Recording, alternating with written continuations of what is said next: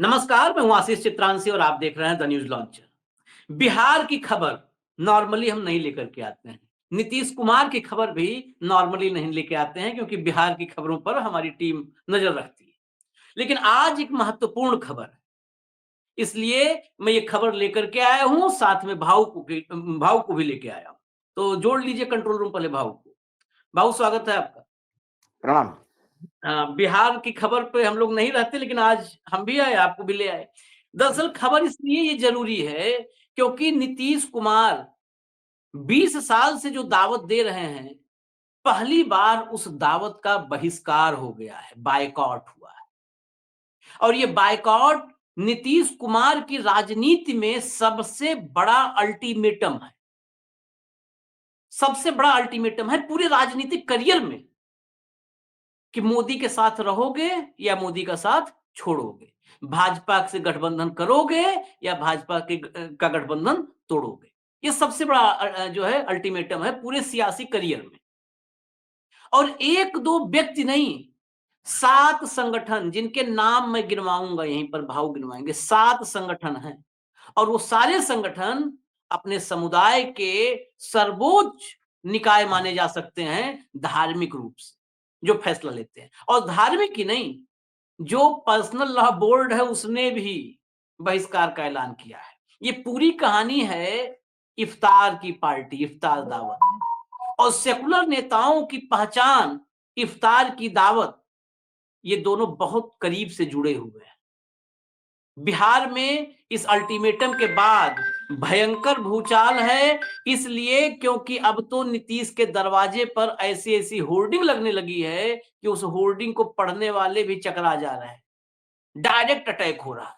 वो होर्डिंग्स भी दिखाएंगे, उसके विजुअल भी हम आपको दिखाएंगे, सब दिखाएंगे इसी कार्यक्रम में। लेकिन सबसे पहले भाऊ के पास चलते हैं। भाऊ, जरा ब्यौरा इसका हो जाए, ये कौन कौन लोग बाइकआउट किए और इसके मायने क्या हैं। ये बाइकआउट को नॉर्मल नहीं लिया जा सकता। देखिए भाजपा भी आशीष, परेशान है इससे। हाँ। देखिए, बिहार की राजनीति देश के अन्य राज्यों की राजनीति से अलग है। हम्म। बिहार में जाति प्रथा तो है ही, लेकिन हम्म। धर्म भी है। मुस्लिम एमवाई का कॉम्बिनेशन, चाहे मुलायम सिंह हम्म। यादव हो, चाहे आरजेडी हो, लालू यादव हो, वो हम्म। जो मुस्लिम और यादव इस कॉम्बिनेशन ने सालों हम्म। इनको सत्ता में रखा है। हम्म। मुस्लिम जो वोट बैंक एक जमाने में कांग्रेस का हुआ करता था, वो मंडल आयोग के बाद इन इन लोगों के साथ शिफ्ट हो गया। हम्म। इवन उत्तर प्रदेश में भी मायावती जी ने भी कुछ मुस्लिम संगठन को, मतलब एक समय ऐसा आया कि मुस्लिमों ने मायावती का साथ दिया, क्योंकि उनको हाँ। लगा कि ये लोग वो है। और ये जो बार बार कांग्रेस के ऊपर एक आरोप लगता था कि वो मुस्लिमों के तुष्टीकरण करते हैं, मुस्लिमों का अपीजमेंट करते हैं, मुस्लिमों को बढ़ावा हम्म। देते हैं, वो मुस्लिमों ने कांग्रेस कांग्रेस को करीब करीब छोड़ दिया था। ये स्थिति हो हम्म। गई। लेकिन हम्म। फिर आपसी झगड़े या कुछ भी कहो, भारतीय जनता हम्म। पार्टी का उदय हुआ। और फिर हम्म। भारतीय जनता पार्टी लगातार, खासकर 2014 के बाद जो हम्म। हिंदुत्व की राजनीति कर रही है, उससे हम्म। सारे अल्पसंख्यक फिर पोलराइज होके हम्म। कहीं ना कहीं वो लोग ढूंढ रहे हैं जो बीजेपी का अल्टरनेटिव दे सके। हाँ, हाँ, हाँ, हाँ, हाँ, और हाँ। सवाल ये है कि बीजेपी और आरएसएस ये दो मुही बात करती है। हम्म। संगठन के जो संघ चालक है वो कहेंगे कि हर मस्जिद में मंदिर ढूंढना जरूरी नहीं, हम्म। यहाँ के मुसलमानों का डीएनए हमारा है, यहाँ के हम्म। मुसलमान हमारे हैं। और दिल्ली में बीजेपी के कुछ नेता कहेंगे गोली मारो सालों को, हम्म। इनको भगा दो, हम्म। फिर कटेंगे तो बटेंगे, हम्म। 80-20 की बात करेंगे। हम्म। ये दोनों एक ही सिक्के के पहलू है। ये मुस्लिम संगठन को समझ में आ गया। तो यदि मुस्लिम संगठन को आज के डेट में कई चीजें हैं जो मुस्लिम संगठन के साथ चलती हैं। हम्म। अभी नागपुर में दंगे हुए, हम्म। दंगों का प्रारूप क्या बताया गया अभी? हम्म। लगातार चाहे एजेंसियां हो, चाहे मुख्यमंत्री हो, चाहे बार बार इस बात का प्रचारित करना चाहते हैं कि लोगों ने रूमर्स फैलाई और मुस्लिम आक्रामक हो गए। पहले से हम्म। तैयारी थी, पत्थर हम्म। इकट्ठा हुए थे, हम्म। तलवारें थी, हम्म। वो कुछ बांग्लादेश से संबंध, कुछ आईएसआई से संबंध। लेकिन इस बात का कोई बात नहीं करता कि हम्म। जब सबसे पहले प्रोसेशन निकला, हम्म। प्रोसेशन में औरंगजेब की वो कब्र को जलाया गया, सिंबॉलिक, उसमें एक चद्दर जलाई गई। अब उस चद्दर पे आयतें थी नहीं थी, यह भगवान जाने या खुदा जाने, लेकिन ये कंप्लेंट गणेश पेट पुलिस स्टेशन में सुबह हुई थी। उसके बाद घंटों उस कंप्लेंट पे पुलिस क्यों बैठी रही? क्या पुलिस इंतजार करती रही कि रोजा इफ्तारी के बाद सब लोग इकट्ठा हो और फिर दंगे शुरू हो? एक पत्रकार ने बहुत बढ़िया सवाल पूछा मुख्यमंत्री से। मुख्यमंत्री दंगों के बाद पहली बार नागपुर गए थे।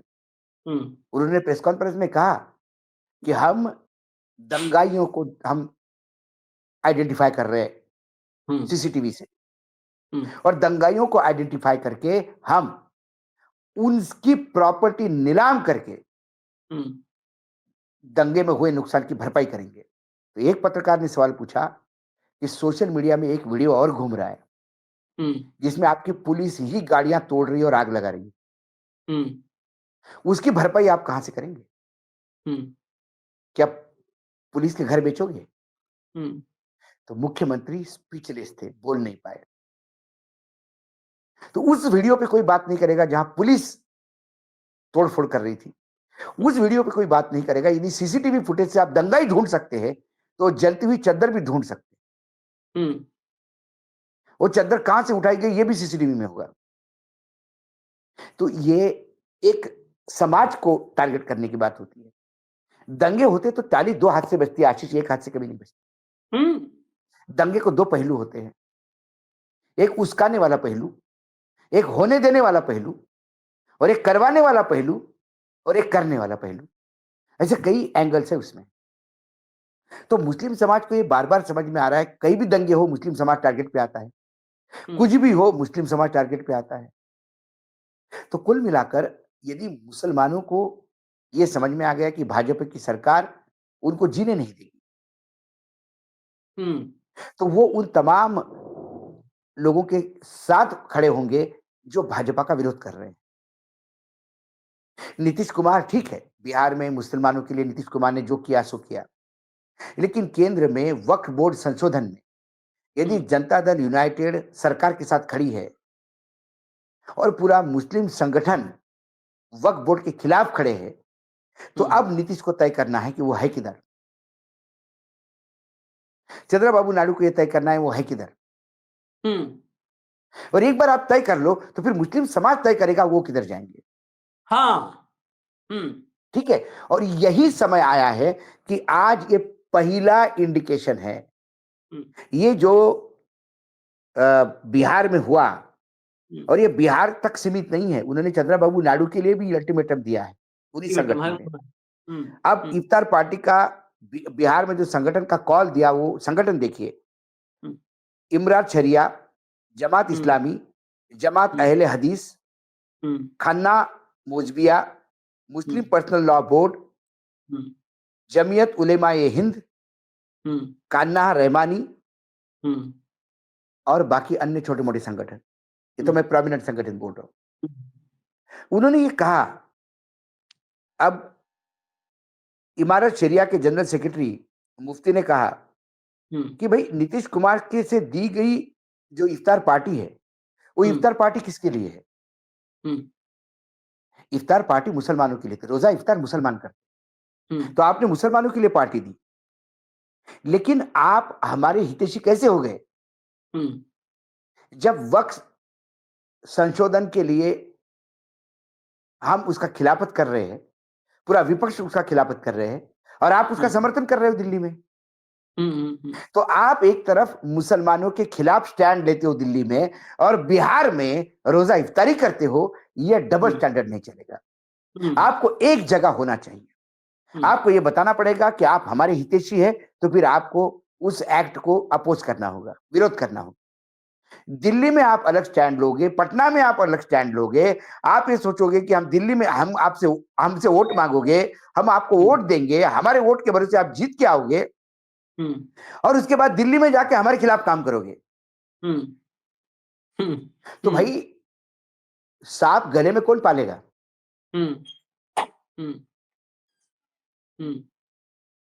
हालांकि वो लंगोट में सांप बांधने वाली बात है, लेकिन हम तो कह रहे गले में सांप कौन बांधेगा। हम्म। तो ये आप तय करो, आप अपना स्टैंड क्लियर करो। हम्म। अब जनता दल यूनाइटेड की तरफ से लोग कह रहे कि भाई नीतीश कुमार ने बहुत किया सब मुसलमानों के लिए, वो उन्हें कहा सब मैं मानते हैं। हम्म। आपने मैं हमेशा ये कहता हूं कि हमारे यहाँ का समाज थोड़ा सा मतलब थोड़ा सा गड़बड़ हो जाता है कई बार। हम्म। वाल्या का वाल्मीकि होता है, हम्म। उसने कुकर्म किए लेकिन बाद में रामायण लिख के उसने पुण्य कमाया, हम्म। तो वो फिर ऋषि कहलाए। हम्म। वाल्या का वाल्मीकि हो सकता है लेकिन वाल्मीकि को वाल्या बनने का लाइसेंस नहीं है। आपने अच्छे काम किए कि मैंने समाज में सैकड़ों बच्चियों की शादी करवाई, सैकड़ों विधवाओं को बिसाया, इसका अर्थ मुझे किसी महिला के साथ व्यभिचार करने का अधिकार नहीं है। अरे यार महिला उत्थान के लिए इतना कर लिया, थोड़ा बहुत महिलाओं का शोषण कर लिया तो क्या हुआ, ये नहीं होता। लेकिन महिलाओं का शोषण करने वाला सजा भोगता है और बाहर आने के बाद समाज की सेवा करने लगेगा तो लोग उसको नतमस्तक होते हैं कि उसको पश्चाताप हुआ, उसने अच्छा काम किया। तो ये क्या हो गया, वाल्मीकि का वाल्या बनने जा रहा है कि हमने अच्छा काम किया, मुसलमानों के लिए कितना अच्छा काम किया हमने, और आज हमको नहीं। आप बहिष्कार कर रहे हैं। अरे बहिष्कार इसलिए कर रहे हैं कि तुम वाल्मीकि थे, वाल्या हो गए, तो वाल्या को तो धुतकारी होगा। मुस्लिम समाज के पॉइंट ऑफ व्यू से कह रहा हूं मैं। नहीं नहीं, अब मैं बीजेपी सारे कहती समाज है, से। अच्छा बीजेपी को एक बड़ी बात, मतलब बीजेपी के साथ प्रॉब्लम है, हाँ। या तो भाषा का प्रॉब्लम है या कम्युनिकेशन का प्रॉब्लम है, हाँ। और ये 2014 के बाद ज्यादा कम्युनिकेशन का प्रॉब्लम हो गया, हाँ। जबकि संघ कम्युनिकेशन ही सिखाता है। हाँ। लेकिन मुझे लगता है कि संघ से या तो ये ढंग से शिक्षा लेके नहीं आए। प्रधानमंत्री ने 3 किसान कानून पारित किए, विड्रॉ करते समय प्रधानमंत्री क्या बोले कि किसान के हितों के कानून थे लेकिन हम किसानों को समझा नहीं पाए। मतलब किसान मूर्ख है, किसान के हित किसान नहीं समझ पाए, और हम थोड़े कम मूर्ख है क्योंकि हम समझा नहीं पाए। ऐसा ही वक्फ बोर्ड कानून को कहता है। बीजेपी का स्पोक्स पर्सन कह रहा है कि ये तो मुसलमानों के अच्छा के लिए बनाया गया कानून, ये मुसलमानों की बेहतरीन के लिए बनाया गया कानून है, और आप कहते हैं कि हम आपके खिलाफ है, क्योंकि मुसलमानों को क्या अच्छा बुरा ये भी ये लोग सोचने लगे। नहीं, इसी मुसलमानों पर का अच्छा बुरा मुसलमानों को छोड़ दीजिए, आदिवासियों का अच्छा बुरा आदिवासी को तय करने दीजिए, किसान का अच्छा बुरा किसान को तय करने दीजिए। आप ही सबके बाप बन के कैसा तय कर सकते हैं कि हिंदुओं का भी हम तय करेंगे, किसानों का भी हम तय करेंगे, उद्योगों का हम तय करेंगे, और जो हमारा धारावी है वो भी कौन प्रोजेक्ट कौन तय करेगा, कौन अच्छा करेगा ये भी हम तय करेंगे। ये तो टेंडर पे छोड़ दीजिए, ये तो उद्योगपतियों पे छोड़ दीजिए। सारे काम आप ही करोगे तो बाकी कैसा होगा। तो नहीं, ये कुल मिला के ये आज देखिए कितने करीब करीब 17 से 18% मुस्लिम है। बिहार में 10 जिले ऐसे हैं कि जहां मुसलमानों की तादाद तय करती है। और फिर जब आरजेडी ने कहा कि सही कहा इन संगठनों ने, आपको क्लियर कट एक पॉलिसी, आपको एक स्टैंड लेना पड़ेगा। तो इन्हें कहा कि आरजेडी तो एमवाई के इक्वेशन पे आते हैं और ये आते हैं। अरे आरजेडी एमवाई का इक्वेशन पे आते हैं तो बोल के आते हैं। हाँ। लेकिन आप इफ्तार पार्टी यदि कांग्रेस ने दी कल, राहुल गांधी ने इफ्तार पार्टी दी, तो आप पूरा तन बल लेके उस पर टूट पड़ते हो। नवरात्र का करा के तुमने कभी आरती करने गए थे कभी मंदिर में? तुम कुंभ में गए थे क्या नहाने? इफ्तार दे रहे हो। तो आज ये सवाल उन्होंने उनको भी पूछना चाहिए कि नहीं। आप इफ्तार पार्टी क्यों दे रहे हैं? आपने नवरात्र में उपवास करने वाले के लिए पार्टी रखी नीतीश जी? क्या नीतीश जी कुंभ में नहा के आए? फिर नीतीश जी इफ्तार कैसे दे रहे? ये बीजेपी के मुंह से शब्द नहीं निकलेगा, क्योंकि मैंने कहा ना, इनका हिंदुत्व सब्जेक्टिव है आशीष। इनको हिंदुत्व से कोई लेना देना नहीं है, इनको सिर्फ सत्ता से लेना देना है। सब्जेक्टिव जहां नहीं, जहां जहां गाय को खाने देने से मत मिलते हैं तो वहां गाय खाने लायक है। बाकी जगह किसी ने गाय खाई तो उसको मार डालो। गाय हमारी माँ है। इनकी गाय माँ दिल्ली में रहती है, गोवा में जाते जाते वो माँ नहीं रहती, नॉर्थ ईस्ट में वो माँ नहीं रहती। ये सब्जेक्टिव लोग हैं। ये नहीं, ये जो सब्जेक्टिव होने की बिहार वजह से इनका ना हिंदुत्व का कोई ठिकाना है, इनका मुस्लिम अपीजमेंट या मुस्लिम का विरोध का भी कोई ठिकाना नहीं।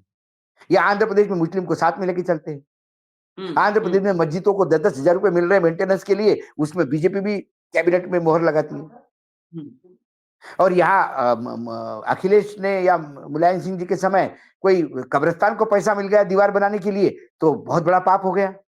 हुँ, कब्रिस्तान और तो शमशान हो जाता है फिर। मुल्ला मुलायम बोलने लगते हैं। नहीं, ये मुल्ला लेकिन मुलायम बोलने लगते हैं। बिहार का जो ये है घटनाक्रम, नीतीश की दावत को जो का बायकॉट किया है, इससे तो सिर्फ नीतीश नहीं, आपने बताया चंद्रबाबू नायडू भी अलर्ट मोड पे हैं। लेकिन फिर हम नहीं, आते नहीं, हैं इसके उन्हों जो और जमाते डायमेंशन हिंद ने देखते हैं। जमाते हिंद ने कहा नाम लेके कि ये बोला है, कॉल, नाम हाँ, ये कॉल हमारा चंद्रबाबू नायडू के लिए भी है। हाँ, नाम लेके बोला है। लेकिन इसमें जो दूसरा एंगल जो अभी आपने कहा भाजपा वाला, कि भाजपा कह रही है कि जो है वक्फ को लेके गलत फैलाया जा रहा है मुस्लिमों के फायदे में। इसमें थोड़ा मैं दूसरा एंगल देख रहा हूँ। बेसिकली बायकॉट नीतीश, हम लोग पहले बहुत चर्चा किए हैं कि भाजपा नीतीश को भी धीरे-धीरे ले डूबेगी, खत्म करेगी। लेकिन यहाँ पर भाजपा क्यों परेशान है? एक अगर सामान्य दृष्टि से देखें तो भाजपा खुश होना चाहिए कि चलो नीतीश का और भी वोट बैंक गया, डूबा नीतीश।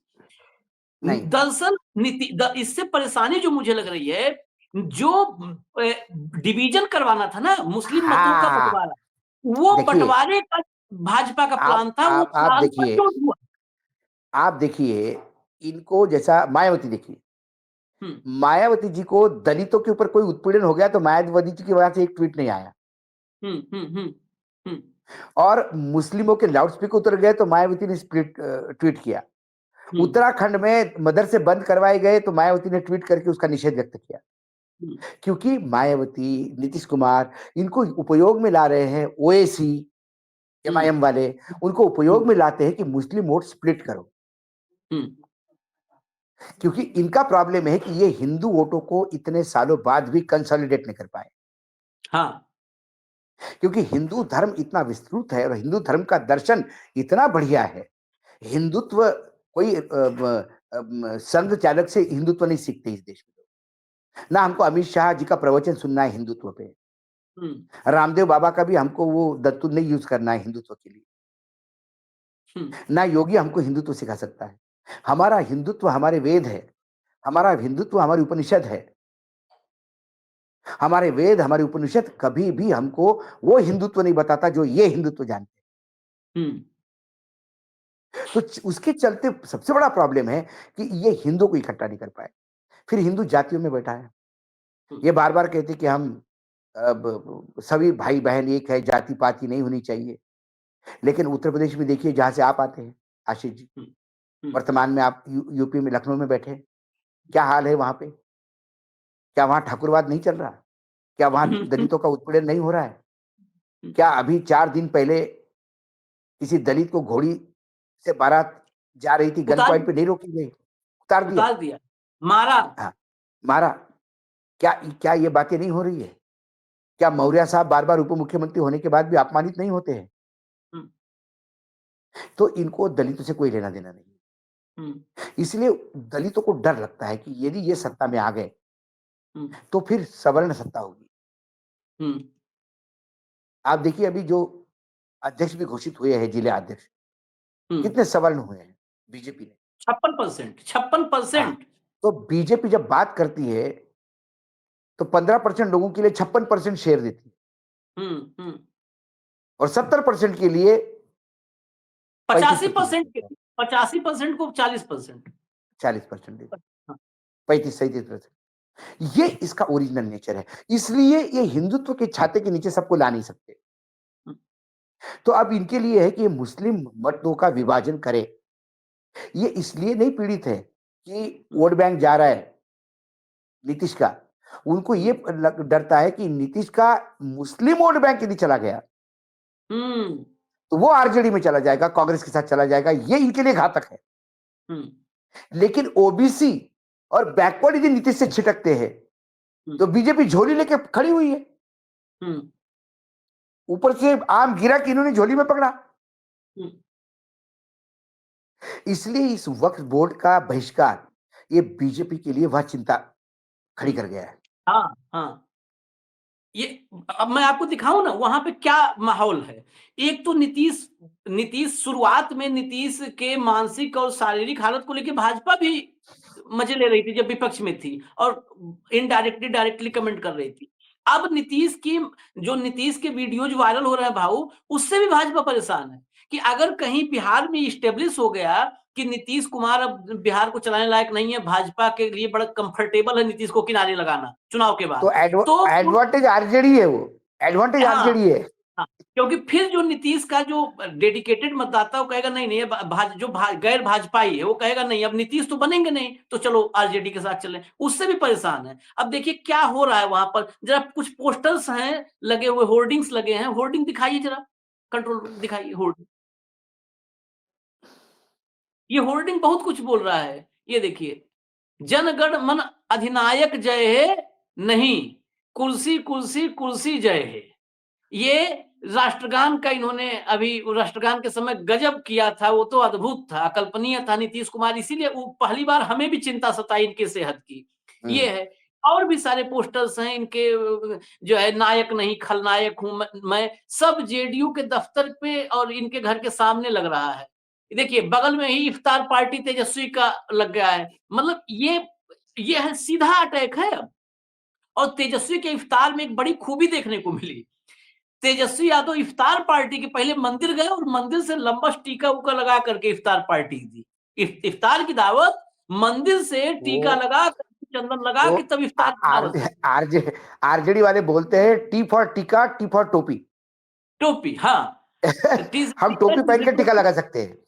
हाँ, टोपी पहनेंगे टीका लगाएंगे। तो ये जो तस्वीरें हैं, ये बेसिकली मतलब मुझे, हालांकि नीतीश कुमार के अभी कोई निर्णय लेने की क्षमता पर संदेह है, बहुत क्लियर है, संदेह है, हम बेवजह नहीं कहेंगे नहीं नहीं अब वो, लेकिन फिर भी ये अल्टीमेटम अगर मैं कहता हूं कि नीतीश अगर राजनीतिक रूप से 5 घंटे 2 घंटे भी सक्रिय रहते होंगे, लोग कहते हैं कि नहीं थोड़ा सेहत है तो ठीक, नहीं तो आराम करते हैं, 2 घंटे भी सक्रिय रहते होंगे, ये नीतीश के लिए मुझे लगता है उनके जीवन 75 के आसपास, 1975 74 75 के आसपास ये लोग एक्टिव हुए स्टूडेंट पॉलिटिक्स में, तब से लेकर के आज तक का सबसे बड़ा सेटबैक है, सबसे बड़ा सेटबैक। ये 7 संगठन गौर से सुनिए, भाव ने बताया, इमारत शरिया, जमाते इस्लामी, सभी जानते होंगे, और मुस्लिम तो सब प्रॉपर जानते होंगे, जमाते इस्लामी, जमात अहले हदीस, खानकाह खानकाह मुजीबिया, मुस्लिम पर्सनल लॉ बोर्ड, देखिए उसके साथ मुस्लिम पर्सनल लॉ बोर्ड भी है, जमीयत उलेमा हिंद और खानकाह रहमानी, 7 संगठन, और इन सब ने बाकी छोटों को भी हिदायत दे दी है कि आप भी भाई यहाँ पर अब अतिक्रमण भाजपा कर रही है, हमको दबा रही है, हमारे हक हुकूक पर अटैक कर रही है, सब दूर हो जाओ।